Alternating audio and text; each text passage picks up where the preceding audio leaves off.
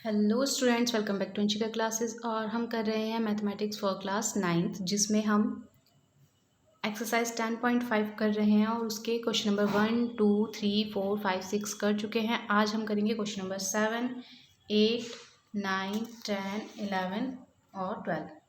तो चलिए स्टार्ट करते हैं। Before starting the video please guys like, subscribe and share the video. चलिए स्टार्ट करते हैं क्वेश्चन नंबर 7 से। देखिए क्वेश्चन नंबर 7 क्या कहता है।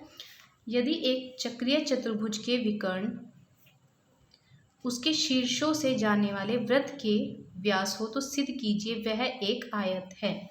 क्वेश्चन नंबर 7 में हमें क्या करना है।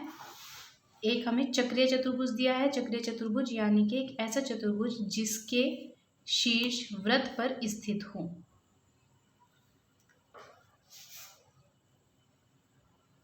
अगर इसके विकर्ण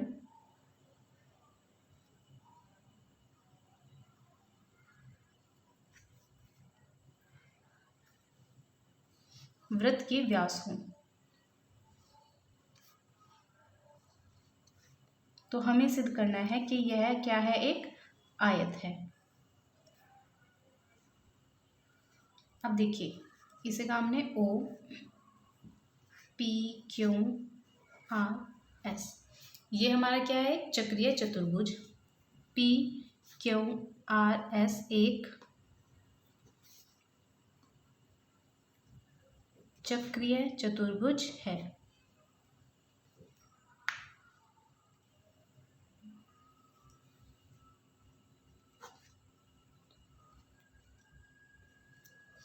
ठीक है। यदि ये इसके व्यास है और यह केंद्र है तो केंद्र से इधर और इधर दोनों बराबर होंगे। ये त्रिज्या हुई ना वृत्त की, O Q O S O P O R, ये क्या हुई वृत्त की त्रिज्या। तो O P equal O Q equal O S equal O R, ये क्या हुई वृत्त की त्रिज्या। अब हम इसमें देख सकते हैं ओ पी जो है पी आर का आधा है। ओ पी और ओ आर किसका आधा है, 1/2 ऑफ पी आर है। ठीक है। इसी प्रकार जो हमारा एस क्यू है, ओ एस और ओ क्यू किसका आधा है, एस क्यू का आधा है। अगर किसी चतुर्भुज के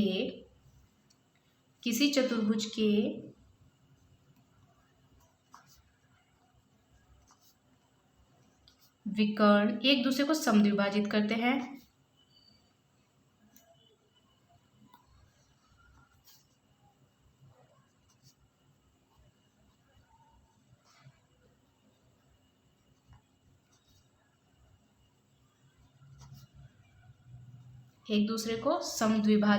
हैं तथा बराबर हैं।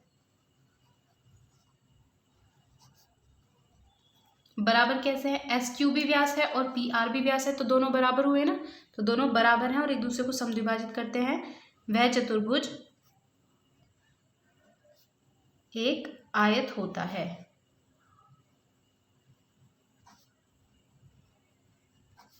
ये आयत की प्रॉपर्टी होती है। क्या होती है कि आयत के व्यास एक दूसरे को समद्विभाजित करते हैं, यानी कि ये इसके बराबर ये इसके बराबर है।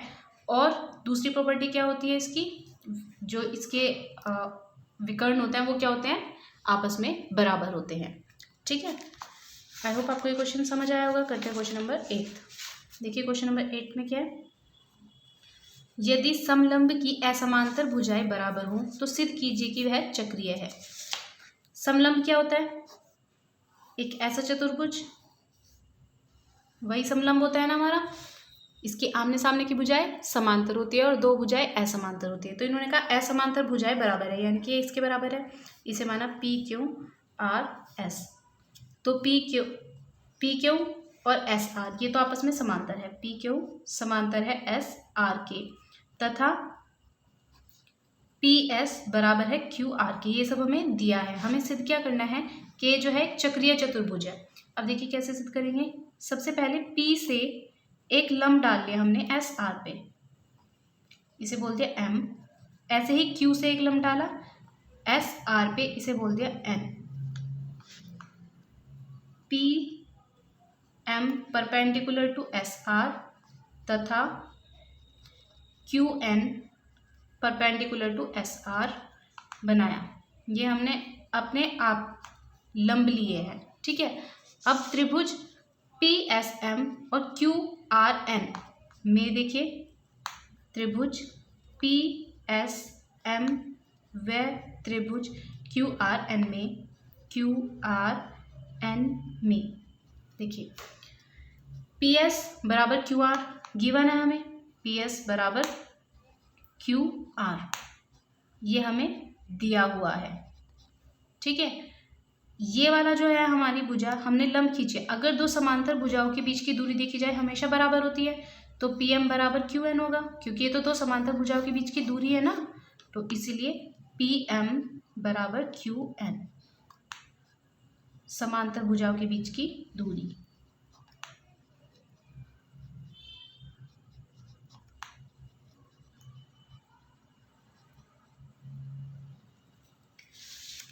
अब देखिए, अगर हमने लंब डाला है तो ये इस पे परपेंडिकुलर यहाँ पे 90 बनाएगी, ऐसे ये भी 90 बनाएगी। इसी प्रकार हम लिख सकते हैं कि ये जो एंगल होंगे ये 90 होंगे, दोनों 90 है तो इक्वल भी होंगे, यानी कि एंगल पी एम एस बराबर होगा एंगल क्यू एन आर के, क्यों दोनों 90 डिग्री है इसीलिए। अब हमारे पास देखिए तीन प्रॉपर्टीज हमने सेटिस्फाई कराई हैं, तो ये क्या होंगे दोनों त्रिभुज सर्वांगसम। ये दोनों त्रिभुज कैसे होंगे हमारे सर्वांगसम, यानी कि ये बिल्कुल बराबर है। तो त्रिभुज पी एस एम सर्वांगसम हो गया त्रिभुज क्यू आर एन के, ठीक है। अगर ये हमारा सर्वांगसम है तो इसका ये वाला कोण इसके बराबर होगा, यानी कि एंगल एस बराबर होगा एंगल आर के, ठीक है। ऐसे ही एस पी एम बराबर होगा आर क्यू एन के, ये कैसे हुआ हमारा सी पी सी टी से। तथा हम ये भी लिख सकते हैं ना, S P M angle S P M बराबर होगा एंगल आर क्यू एन के, ठीक है। अब देखिए, अगर मैं इसमें भी 90 ऐड कर दूं, 90 plus angle S P M, और इसमें भी 90 ऐड कर दूं एंगल आर क्यू एन में, ये 90 मैंने खुद से ऐड किया है अपना क्वेश्चन बनाने के लिए, जो हमें सॉल्यूशन चाहिए। अब देखिए, ये वाला इतना एंगल था, इसमें 90 और ऐड कर दिया तो ये पूरा बन गया ना इतना एंगल। तो मैं इसे 90 प्लस एस पी एम की जगह लिख सकती हूँ S P Q, angle S P Q लिख सकती हूँ ना, क्योंकि हमने क्या किया इसमें 90 ऐड कर दिया और इधर भी 90 ऐड किया, तो इसलिए कोई फर्क भी नहीं पड़ा। तो और इसे भी मैं लिख सकती हूँ आर क्यू एन की जगह लिख सकती हूँ, आर क्यू एन तो ये और 90 ये, R Q P equals to angle R Q P, या सिंपली हम बोल सकते हैं कि ये एंगल इसके बराबर हो गया, यानी कि angle P equals to angle Q, ठीक है। अब देखिए, अगर हमारा ये एंगल इसके बराबर, ये एंगल इसके बराबर, और ये हमारे चतुर्भुज के चारों कोण हैं, तब हम कह सकते हैं angle P plus angle Q plus angle R plus angle S कितना होगा 360, चतुर्भुज के चारों कोणों का योगफल, चतुर्भुज के चारों कोणों का योगफल, ठीक है। अब देखिए, हम Q की जगह P लिख सकते हैं ना, तो इसे लिखा हमने angle P plus angle P plus angle R, और S को भी हमने लिख दिया एंगल R, ये हो गया 360। क्यों? क्योंकि हमने दिखाया था S इजिकल टू R है, तो R की जगह S भी लिख सकते हैं। ये हुआ 2 angle P plus 2 angle R, किसके बराबर 360 के, 2 दोनों में से लिया कॉमन, यहाँ पे है angle P plus angle R, कितना बना 360, 2 एकम 2, 2 अठे 16 और 0, angle P plus angle R कितना आ गया हमारा 180। इसी प्रकार हम कह सकते हैं कि जो हमारे बाकी दो एंगल होंगे, यानी कि angle Q plus angle S, वो भी क्या होंगे 180। अब देखिए, angle P plus angle R क्या आया 180, angle S plus angle Q कितना आया 180, और चक्रीय चतुर्भुज में जो हमारे आमने सामने के कोण होता है उनका योगफल कितना होता है 180 होता है। तो हमारा इन दोनों इक्वेशन से क्या हुआ, पी क्यू आर एस एक चक्रीय चतुर्भुज है। आई होप आपको ये क्वेश्चन समझ में आया होगा। अगर एक बार में समझ नहीं आता है तो आप वीडियो को दोबारा से स्टार्ट करके देख सकते हैं। अब देखते हैं नेक्स्ट क्वेश्चन, क्वेश्चन नंबर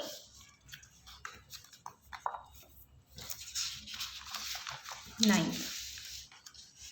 देखिए क्वेश्चन नंबर 9 क्या कहता है, दो वृत्त दो बिंदुओं बी और सी पर प्रतिच्छेद करते हैं। दो वृत्त है, एक वृत्त ये, एक वृत्त ये, बिंदु बी और सी पर प्रतिच्छेद करते हैं। एक यहाँ पर प्रतिच्छेद कर रहा है और एक यहाँ पर प्रतिच्छेद कर रहा है। ठीक है, बी से जाने वाले दो रेखाखंड, बी से जाने वाले दो रेखाखंड है, एक तो ए बी डी और दूसरा क्या है, पी बी क्यू। एक तो ये वाला और एक ये वाला। ए डी दोनों वृत्तों पर है और पी क्यू पर प्रतिच्छेद करते हैं। ठीक है, अब हमें सिद्ध क्या करना है, ए सी पी ये वाला एंगल बराबर है क्यू सी डी यानी कि इस वाले एंगल के। ये एंगल इसके हमें बराबर प्रूफ करना है। देखिए कैसे करते हैं इसको, क्वेश्चन नंबर 9।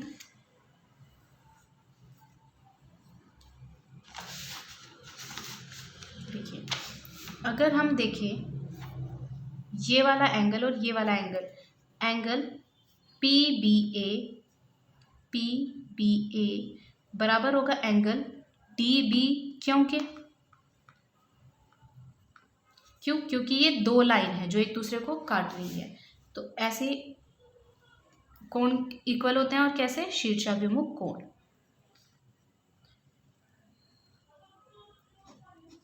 ऐसे कोण शीर्षाभिमुख कोण होते हैं और शीर्षाभिमुख कोण हमेशा इक्वल होते हैं।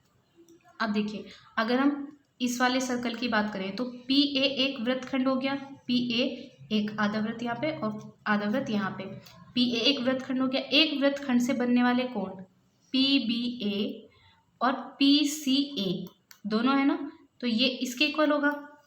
एंगल पी सी ए इक्वल होगा, या फिर से ए सी पी लिख लीजिए, ए सी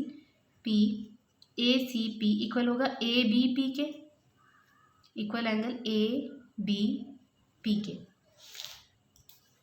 क्यों, एक ही वृत्तखंड में बनने वाले कोण, एक ही वृत्तखंड के कोण। अब ऐसे ही एंगल डी क्यू देखिए, ये भी एक वृत्तखंड है, क्यू सी डी और क्यू बी डी ये भी एक ही वृत्तखंड के कोण है ना, तो हम लिख सकते हैं एंगल क्यू सी डी बराबर है एंगल क्यू बी डी। ये भी सेम ही रीजन हमारा, एक वृत्तखंड के बनने वाले कोण। अब देखिए ए बी पी या फिर पी बी ए, ये वाला कोण और ये वाला कोण दोनों एक ही है। अगर हम ए बी पी की जगह ये कोण रख दें, देखिए ये वाला कोण इसके बराबर है और ये वाला कोण इसके बराबर है, क्यू बी डी या फिर डी बी क्यू दोनों बात एक ही है, ये इसके बराबर है। तो हम कह सकते हैं एंगल ए सी पी बराबर होगा एंगल क्यू सी डी के। इन दोनों की हमारी राइट हैंड साइड इक्वल है ना, तो इनकी लेफ्ट हैंड साइड भी इक्वल होगी, तो इसीलिए हमारे ए सी पी बराबर क्यू सी पी, यही हमें प्रूफ करना था। आई होप आपको क्वेश्चन अच्छे से समझ आया होगा। देखते हैं नेक्स्ट क्वेश्चन क्या है। देखिए यदि किसी त्रिभुज की दो भुजाओं को व्यास मानकर दो वृत्त खींचे जाए तो सिद्ध कीजिए कि इन वृत्तों का प्रतिच्छेद बिंदु तीसरी भुजा पर स्थित होगा। देखिए एक वृत्त है,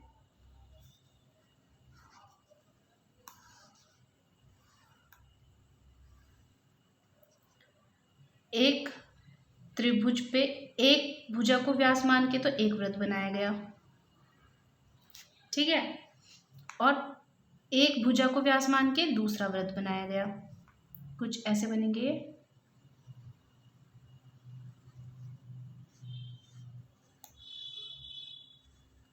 ये वृत्त ही है, भले ही आपको लगे या ना लगे वृत्त जैसे।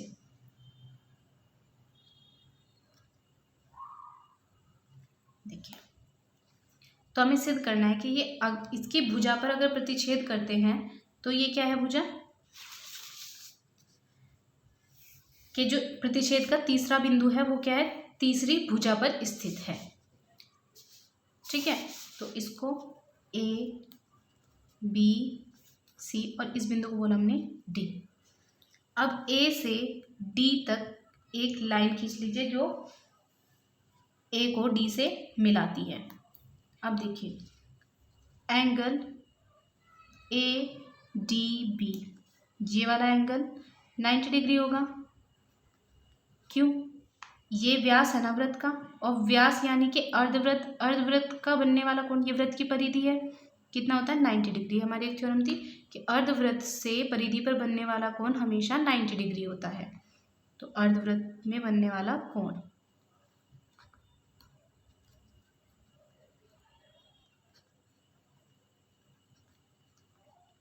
ये इसका रीजन हुआ। सेम ऐसे ही ए सी भी हमारा दूसरे वृत्त का व्यास है, और ये ए डी सी क्या है, एंगल है हमारा जो कि वृत्त की परिधि पर बना है। तो एंगल ए डी सी क्या हो जाएगा, ये भी 90 डिग्री हो जाएगा। सेम वही है अर्धवृत्त में बनने वाला कोण।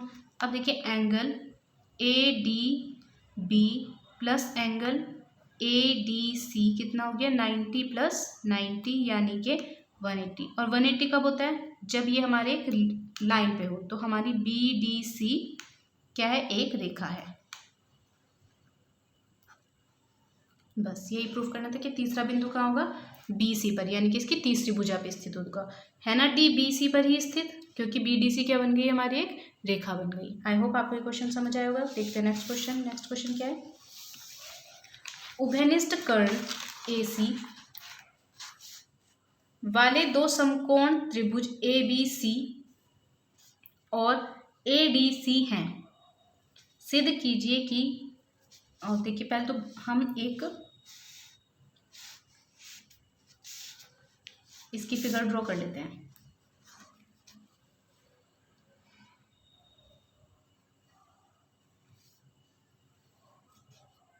उभयनिष्ठ कर्ण, सबसे पहले इसका कर्ण ही ड्रॉ कर लेते हैं।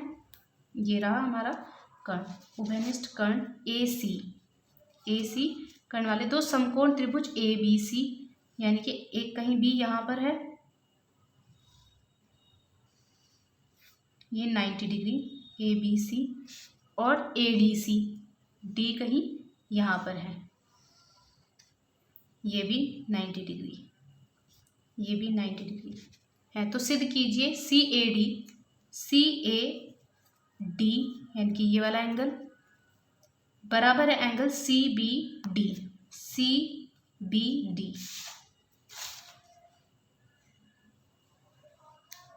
इस वाले एंगल के बराबर है, ये हमें ऐसे प्रूफ करना है। ठीक है, तो चलिए देखते हैं। सबसे पहले त्रिभुज ए बी सी में हमें पता है एक त्रिभुज के तीनों कोणों का योगफल कितना होता है, 180 होता है। तो वहाँ पर, यहाँ पर हम यही प्रॉपर्टी यूज़ करेंगे, angle A B C plus angle B C A plus angle C A B कितना हो जाएगा, 180। त्रिभुज के तीनों कोणों का योगफल। एंगल ए बी सी हमें पता है 90 डिग्री है, तो हमने लिख लिया 90 plus angle B C A plus angle C A B is equal to 180। 90 को इधर लेके आ जाइए माइनस में, angle B C A plus angle C A B 180 minus 90 यानी कि angle B C A plus angle C A B कितना हो जाएगा हमारा, 90 डिग्री हो जाएगा। इसे बोल दीजिए इक्वेशन नंबर फर्स्ट। अब देखिए angle triangle A D C, इस वाले ट्रायंगल में देखिए ट्रायंगल ए डी सी में फिर से त्रिभुज के तीनों कोणों का योगफल 180। तो angle A D C plus angle D C A plus angle C A D कितना हो जाएगा, 180। ये प्लस ये कितना हुआ, 180। ए डी सी की value 90, D C A D 180। 90 इधर लेके आइए, माइनस कर दीजिए, D C A plus angle C A D is equal to 180 minus 90 यानी कि 90 डिग्री। तो angle D C A plus angle C A D कितना हुआ 90 डिग्री। इसे बोल दीजिए equation number second.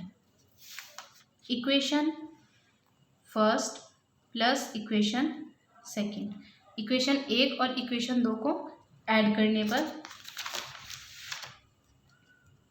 Angle B C A plus ये वाली इक्वेशन लिख रहे हैं हम plus angle C A B plus angle D C A plus angle C A D कितना हो जाएगा 90 प्लस 90। अब देखिए B C A B C A B C A और डी सी ए इनको एक साथ लिख ले angle D C A plus angle C A B plus angle C A D, इन्हें लिख लेते हैं एक साथ। कितना हो गया 180। ठीक है, ऐसा हमने क्यों किया वो अभी देखते हैं। देखिए हमने देखा कि बी सी ए और डी सी ए मिलके पूरा एंगल सी बना रहे हैं, तो हमने क्या किया इसको एक साथ लिख लिया ताकि हम इसको लिख सके बी सी डी या angle C, angle B C D plus ऐसे ही क्या किया C A B plus C A D, ये भी मिलके ये वाला एंगल बना रहा है पूरा, तो इसको भी हमने लिख लिया पूरा एंगल बी ए डी और दोनों का योगफल कितना हुआ 180। या फिर इसे शॉर्ट में लिख सकते हैं angle C plus angle D 180, और हमें पता है angle C plus angle A, ये ए है ना, तो ए 180, और हम देख रहे हैं कि एंगल बी और डी को ऐड करके पहले से 180 आ रहा है, angle B plus angle D 90 और 90 है, दोनों को ऐड करेंगे तो 180 आ गया। तो इससे हम क्या कह सकते हैं कि एक चतुर्भुज जिसके आमने सामने के कोण क्या है बराबर का सम 180 है, यदि चतुर्भुज के विपरीत कोणों का योग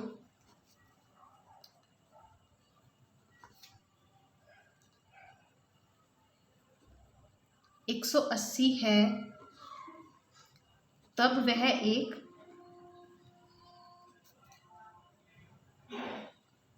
चक्रीय चतुर्भुज है, यानी कि एक वृत्त के अंदर स्थित है। अभी तक ये कंफर्म नहीं था कि वृत्त के अंदर है या नहीं, वो मैंने पहले अपनी सेफ्टी के लिए थोड़ा ड्रॉ कर लेता, क्योंकि हम चक्रीय चतुर्भुज पढ़ रहे हैं तो डेफिनेटली ये एक वृत्त के अंदर ही होगा, इसीलिए तो ये तब वह एक चक्रीय चतुर्भुज होगा। अब चक्रीय चतुर्भुज है, सी डी क्या है हमारा एक वृत्तखंड, सी डी से नीचे सब वृत्तखंड है। अब देखिए सी डी से एक एंगल तो ये वाला और सी डी से एक एंगल ये वाला, तो दोनों आपस में इक्वल होंगे ना, तो एंगल सी ए डी बराबर होगा एंगल सी बी डी के। क्यों होगा एक वृत्तखंड के कोण।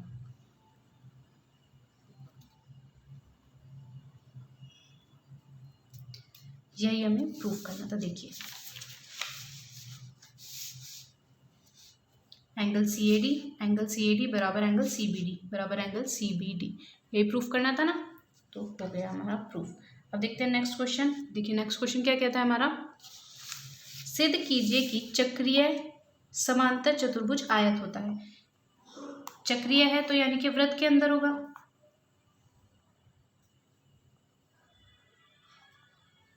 और इन्होंने क्या कहा है समांतर है, यानी कि ये भुजा इसके बराबर और ये भुजा इसके बराबर, तो इन्होंने कहा है कि वह एक आयत होगा। देखिए इसे हमने बोला P Q R S, SR और SQ और PR को मिला दिया। अब यहाँ पे हम बोल सकते हैं जो एंगल P है और angle P plus angle R कितना होगा हमारा 180 होगा, क्योंकि हमारे चक्रीय चतुर्भुज के विपरीत कोण है 180। चक्रीय चतुर्भुज के विपरीत कोण,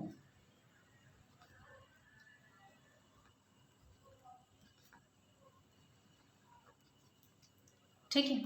एंगल P बराबर होगा एंगल आर के। क्यों? जो समांतर चतुर्भुज होता है उसके विपरीत कौन बराबर होते हैं?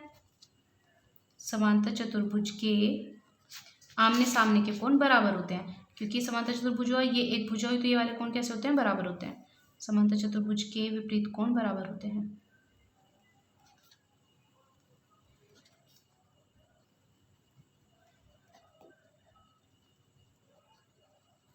तो यहाँ से हम लिख सकते हैं एंगल पी, आर की जगह भी एंगल पी लिख लीजिए, plus angle P is equal to 180। ये हो गया 2 angle P is equal to 180, 2 ने 18। तो एंगल पी कितना हुआ हमारा? 90 डिग्री। इसी प्रकार एंगल क्यू भी 90 डिग्री, एंगल आर भी 90 डिग्री और एंगल एस भी 90 डिग्री। जब सभी 90 डिग्री है तो पी क्यू आर एस एक आयत है।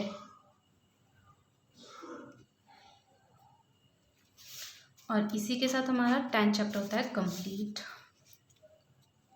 Okay guys, thanks for watching. Like, subscribe and share the channel. मिलते हैं नेक्स्ट चैप्टर में, नेक्स्ट वीडियो में।